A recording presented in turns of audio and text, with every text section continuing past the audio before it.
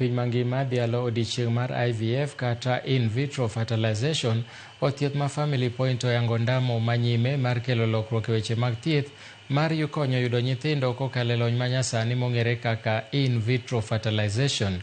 Family Point olero ni sani koro gichako chenro mar kelo thieth ma kamano machiegni gi jopiny kendo neno ni gikonyo kedo gi akwede ka giyango biro tiyo machiegni gi ute mag lamo, sikunde kaachiel gi kuonde tije mar neno ni gikonyo kedo gi miriambo maluwore e wi koso yudo nyithindo.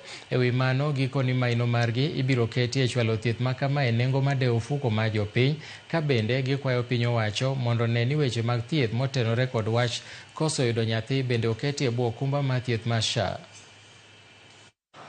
Yo mar yudo nyathi to kapo nono ni wayudo ka chal mari ni piny, laktache bro tiyo kendo gi technology mar mi yien gi yedhe manyaka ichop e stage mogik ma idhi timo procedure no miluongo ni in vitro fertilization. So major component is to ensure that we make all our colleagues understand both in terms of the male infertility, female infertility, types of services Fertility Point has to offer. People are afraid, what if it get failed, right? What is the success rate? But as we are in Kismu, and we have and we have started in month of January doing the procedures, we are touching 70% as of today. Kata kongi katiba wa manyien, king'iyo maber wach mar reproductive health e achiel kuom gik mondike katiba. Koro miyo sani wadwa kwayo ni jo sirikal okony mondo gik machalo kaka shida mag yudo nyithindo, fertility, obed covered gi gik machalo kaka SHA. Family planning bendo bed kanyo. Erokamano nyakwara Ramogi kuom medo kete Ramogi TV. En thuolo mar kawo yweyo mokwongo e migago, mak mana ni pod wan gi mathoth, kik idhi mabor.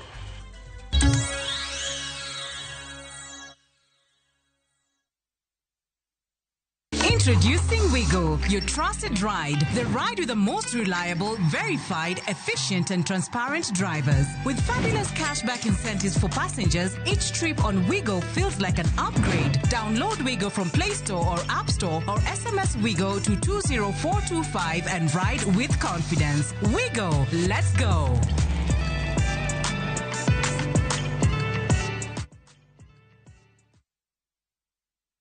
Royal Mabati Factory Limited yud mwandu wa ginengo mogonyore e uso mar dir higa. Corrugated to kod box profile e nengo mar $405 kende mita ka mita.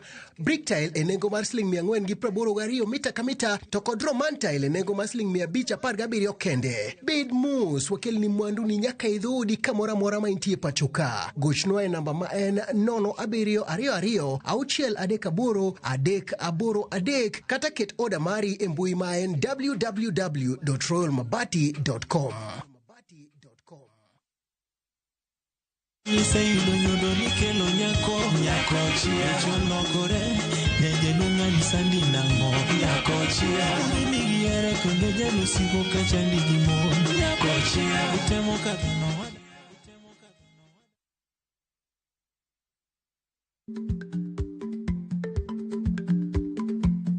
Jarik ni jamuod nyoyo gi kuoyo. Matiende ni dhi matek maok inono maber samoro nyalo miyo ng'ato midhiero.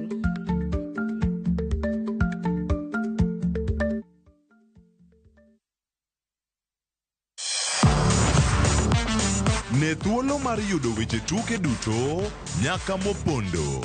Mbaka makende mag jotugo kendo mag jomolony weche tuke. Can you believe it?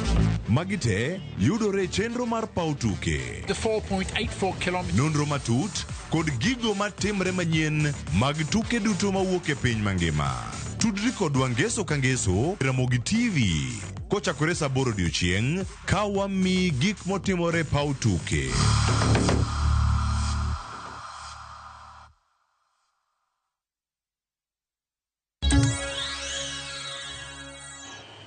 Machiegni kendo, kaunti ma Uasin Gishu onyiso dongruok e sekta mar pith jamni ma biro e kinde ma kaunti no otero oko kwan nyiroye maromo 50 e piny libamba ma Nigeria.